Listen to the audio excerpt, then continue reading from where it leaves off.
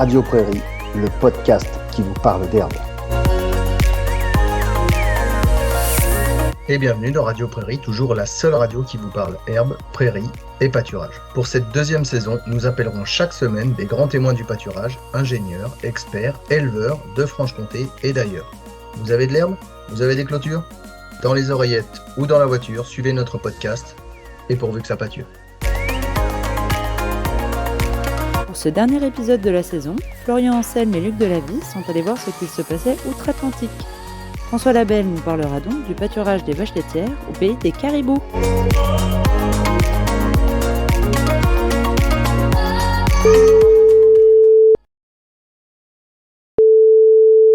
Et bonjour Luc.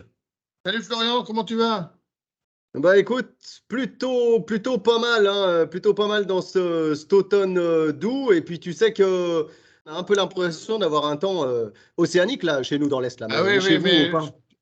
oui, c'est vrai, mais je te dirais franchement, je suis pas au pain en fait, hein. Je suis à Rivière-du-Loup, au large du fleuve Saint-Laurent au Québec. Et je suis en bonne compagnie parce que je suis avec François Labelle de Lactanet. Il nous entend? Oui. Bonjour Florian. Ça va bien? Bonjour François. En fait, François m'a invité pour une quinzaine de jours là, à venir faire le tour des fermes ici, là, parce que tu sais que le Québec, c'est immense, hein.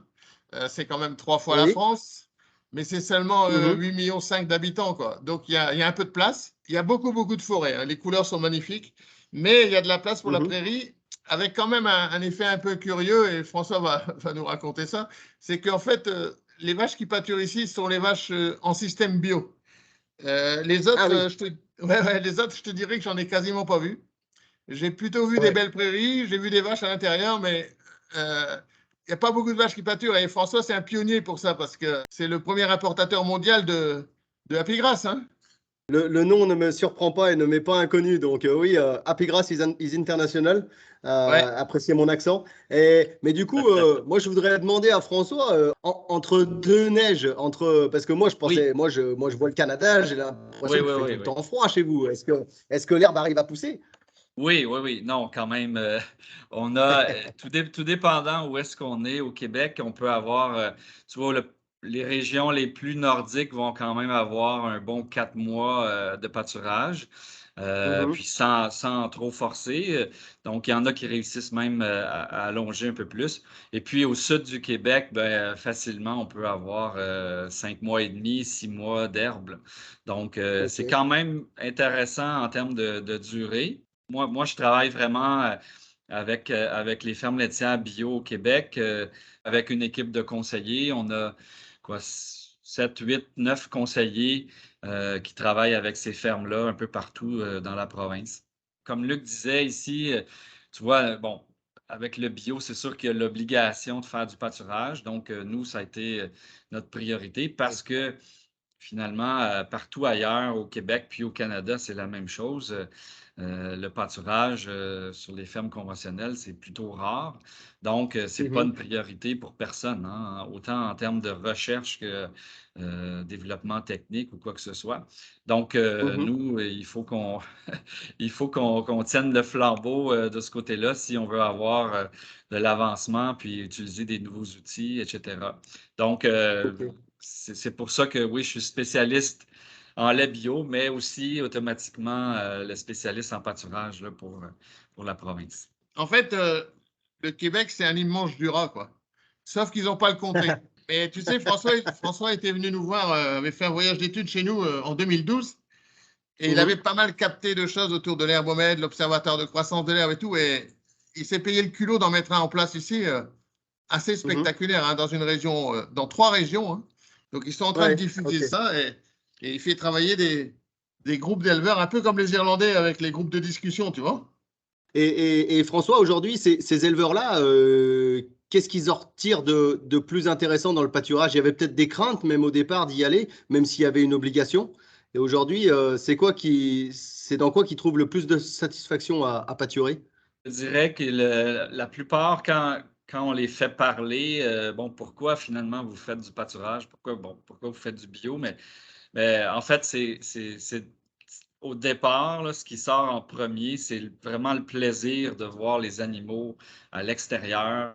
Au printemps, ici, tu sais, bon, c'est la même chose un peu partout, mais tu sais, juste la première sortie des vaches là, qui sautent tout partout. Et puis, ben, ça fait partie des plaisirs finalement du travail là, ça Et, ressort ouais. toujours. Puis après ça, ben, plus concrètement, ben, tu sais, c'est ça. Dès que l'été, le pâturage arrive, ben, automatiquement, les tâches à l'étable, la tâche en général pour s'occuper des animaux diminue beaucoup. Donc, ça leur laisse bon, beaucoup plus de temps pour tout le reste du travail sur la ferme. Puis ici, ben, comme les saisons sont courtes, ben, tu vois, l'été, c'est très occupé. Hein? Tout le monde a 2, 3 ou 4 coupes à faire, beaucoup d'ensilage. Et en plus des céréales, etc. Donc, les fermes, en général, sont assez autosuffisantes, en bio, en tout cas. Donc, l'été est très occupé. Donc, d'avoir moins de temps à mettre pour l'alimentation des vaches, puis l'entretien en général, ben ça, c'est vraiment apprécié aussi, là. Tu vois, ben c'est ça. Avec les projets qu'on a fait sur la densité avec l'herbomètre, là, on cherchait finalement un outil qui était encore plus complet, puis qui pouvait nous donner vraiment une idée de la gestion du pâturage sur les fermes. Fait qu'avec avec Happy Grass, on est là-dedans, en fait. On est en testage cette année. On a 5 groupes de discussion. Des petits groupes, on les a voulus petits, là, donc à 3 ou 4 producteurs. Un peu partout au Québec, ça va du sud jusqu'au nord. Donc, la Montérégie, ceux qui connaissent le Québec, la Montérégie, le centre du Québec, le Bas-Saint-Laurent, le Lac-Saint-Jean, qui est la partie la plus au nord. Donc, on a des groupes partout. Et puis, ben, c'est ça, on fait. Donc, on se sert en fait du prétexte du testage là, de Happy Grass pour amener l'information. Donc, qu'est-ce que ça peut leur rapporter à eux d'utiliser cette application-là? Mais en même temps, on fait la discussion sur le pâturage. Donc, comment leur saison est allée. Ils échangent des trucs entre eux, entre les producteurs, que ce soit sur l'abreuvement ou le mélange qu'ils ont utilisé pour la prairie, pour le pâturage. Donc, ça va dans toutes les directions sur la gestion du pâturage.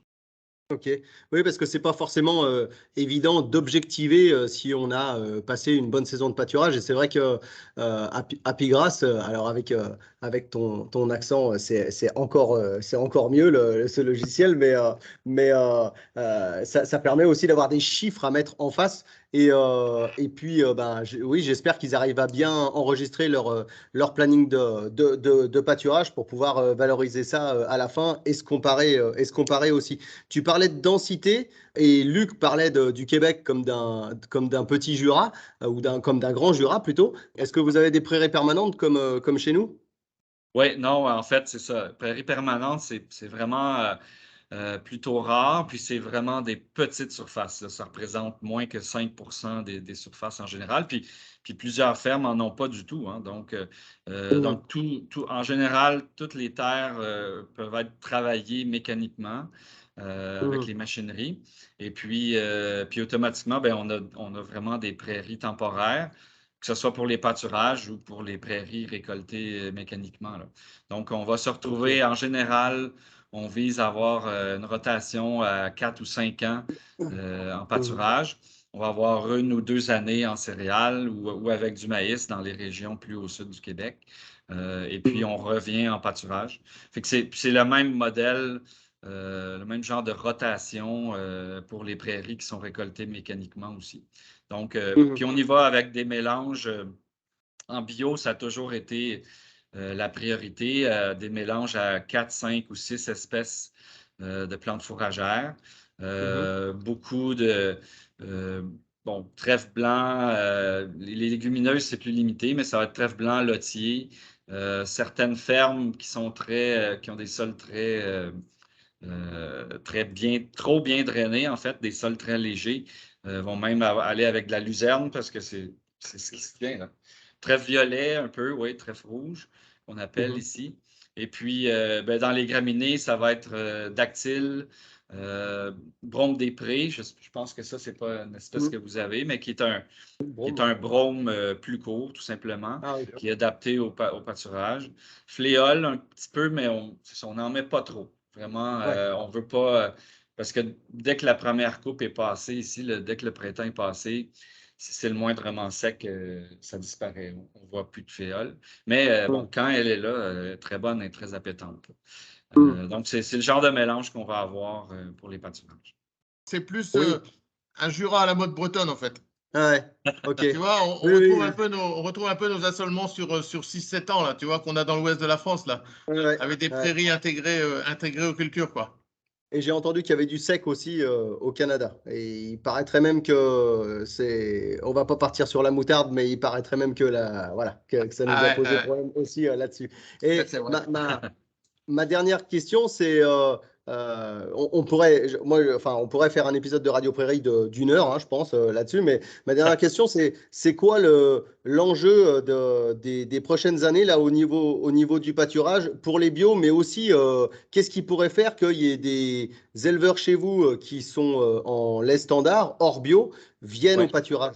Oui, ben ici, tu vois, pour les producteurs bio, au niveau pâturage, c'est ce qu'on fait avec Happy Grass, c'est vraiment d'amener des chiffres, d'amener des données plus objectives, parce que c'est toujours le problème de voir c'est quoi les rendements qu'on a d'un pâturage à l'autre, qu'est-ce qui est la gestion. Donc, avec Happy Grass, je pense qu'on est vraiment bien parti de ce côté-là. Puis, en général, ici, le mouvement, si on peut parler d'un mouvement, parce que c'est vraiment au tout début, mais bon, ça commence à se parler en production laitière en général de le retour au pâturage, mais c'est vraiment plutôt du côté, comment je dirais, on va regarder les pâturages plutôt pour le côté bien-être animal, plutôt que, les fourrages, la qualité ou le prix, le coût des fourrages. L'idée, c'est vraiment de dire, on le sait, garder des animaux à l'année dans les étables là, au niveau des pattes, par exemple. Bon, en général, au niveau santé, c'est pas extraordinaire. Donc, c'est vraiment ce côté-là qui ressort. Tous les avantages du pâturage au côté bien-être animal.